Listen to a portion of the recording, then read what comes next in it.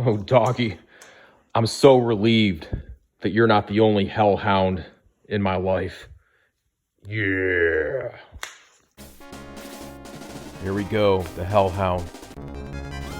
Oh no. Oh. Whoa, double strike. Oh man, look at that crap.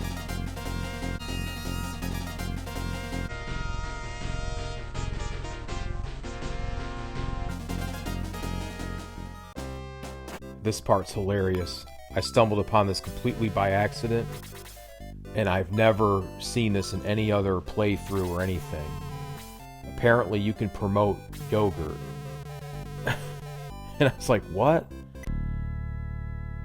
And it's like a joke. Yogurt becomes yogurt. It's like, God. Oh my god, that's funny.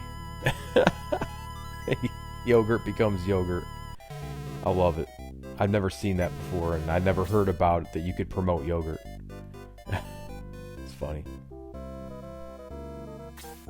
I've got a great item here. This thing warms an egg and hatches it in seconds. You have an interesting egg there. Can I try to warm it? Yes. Great, give it to me, please. Max Stone handed over the Domingo egg. Come on, do your stuff. It works. The egg's hatching. What is that thing?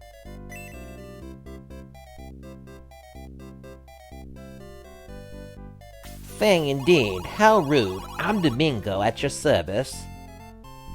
Domingo joins the Shining Force. Yeah. I'll be at headquarters. Thanks for hatching me. I'll talk more about him in the battle. I decide I'm going to do a little bit of commentary for the battle part. I've got a great item here. Oh, okay, whatever. I already read those. I don't have any more eggs, though. That's the first Shining Force character we can get, and the second one is Gunts. That monster is frightening everyone. The sheep, too. Hey, good to see you again. It's me, Gunts from Rindo. Look at this steam suit. Look at these moves. The old doc finally got it working. Gunts joins the Shining Force. Yeah. I'll be at headquarters. Okay. So both of those guys are going to be in my team for a while. That Vankar, where did he go? Do you know where he went? You saw him? Did you let him join your troops? He's your problem now. He's a good fighter when he feels like it. It's hilarious. Vankar is not in my current party, like battle party. Ernest heard you defeated Elliot, and he decided to attack Balbazak's fortress. Ernest is the final Centaur Knight I can get. There's like 6 of them damn things. Oh man, there's so many Centaur Knights. I only have one of them right now. Whatever it's called. It's about Prompt. Prompt is across the sea. There you may find folk who know much about the ancients. So I need to go into Balbazak's fortress, get on the ship, and then go to Prompt, where I can hopefully learn more about the ancients and the ancient civilization. Alright. So anyway, there's only one Centaur Knight in my party, and that's Arthur, who will eventually be the best one, but he takes a lot of work. And he's starting to get to be okay. I have him in promotion range. Alright, here we go. Max Stone, you must break through to reach the harbor. Be careful, but be quick. So, nothing special with this battle. It's same old Silver Knights and Pegasus Knights, some artillery. But also, they have Hellhounds. And the Hellhounds, their normal attack is kind of pathetic, I think. But on occasion, they breathe fire. And their fire attack is something else. Because, as you saw in the beginning of the clip, it basically knocked out Zylo right away with a double strike. And Zylo is pretty much my strongest character at the moment. Just basically barbecued the wolf, so the enemy got to enjoy barbecue Wolfman. Oh man, it was crazy. I don't know where Tactician Max has been. Maybe he'll make an appearance a few battles from now. I know he was working on that EMP effect, trying to remove it. after the laser eye battle, so maybe he'll make an appearance again, who knows, but not for this battle. Oh yeah.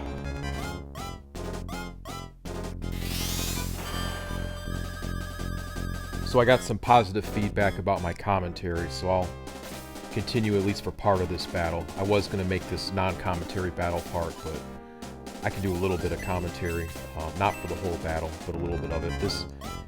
Because the forces kind of start close to each other, and this is kind of an action-packed battle, I didn't feel the need to speed this one up. I think it's under 30 minutes for the total video, so if it ends up being under 30 minutes, I don't feel the need to speed it up at all. So, now Domingo, basically, I had Domingo replace Henri. Domingo has a bunch of freeze spells. We'll call Domingo a he, even though it's probably genderless. He's really good. He's got a lot of magic points, so he can do a lot of free spells. His attack is pathetic, but he semi-flies. He floats, I guess is a better term. He semi-flies. Like, he can't quite fly over the mountains and stuff that the other flying characters can do, but he can kind of partially fly over the terrain. So he's very maneuverable. He actually has strong defense, like way stronger than the other mages. And what's funny is enemies hate Domingo. Like, he'll basically serve as a tank, because enemies will go after Domingo, and they'll, for whatever reason, they'll want to target Domingo. I guess they hate the something that looks like, I forget what the McDonald's fry guy or something is. They must hate the McDonald's fry guy looking creature. So he kind of serves as a tank. Like, the enemy will sort of go after him. And he has high defense. I mean, yeah, way higher than Tao and Henri for sure. So he's awesome. He's a great guy. He's really easy to miss because you have to get the egg and warm it up. And the egg is worth a bunch of money if you sell it in the store. So somebody might accidentally do it and then realize later on that they could have hatched the egg. And then they'll be like, oh crap. Yeah, but Domingo is going to be in my party pretty much through to the end of the game. I might take him out at the very end, but he's going to be a permanent party member just like Zylo. He's that good. Yep, so, so in this battle, you've got serious bottlenecks, because you have to make your way up the ladder, and while you're climbing the ladder, you have 0% boost to your defense. Because you ever notice it says land effect, like if you end on a tile that says land effect 30%, I think what that means is it enhances your agility 30%. So you're like harder to hit and stuff, I think.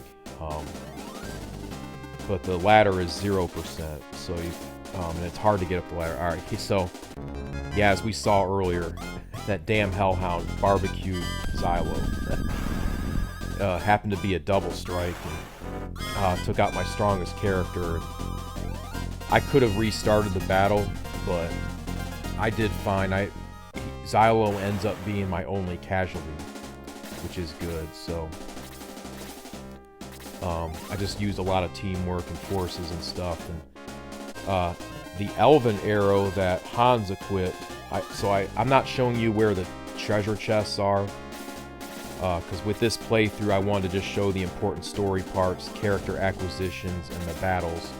So I'm not showing item management. I'm not really showing when I go into stores and buy items and that kind of thing. I'm kind of condensing it, getting to the point, which is the battles, with a little bit of story, so you got the context for them. But I managed to find an elven arrow, and I thought it was an item that could only be used promoted, but apparently not. So, and with the elven arrow, he has a range of like 3, so, I mentioned this last video, but other YouTube creators doing Shining Force playthroughs, they kind of poo-poo the archers, and there may be better characters in terms of offense and defense, but you can't, being able to strike 3 spaces away, especially in battles like this where you have natural bottlenecks, is a very powerful ability. Your best warrior doesn't mean anything if he or she can't get into the action. And with lack of range and melee only fighters, that tends to be an issue. So when you have archers, they can hit from afar, and it tries, it addresses that bottleneck issue. So,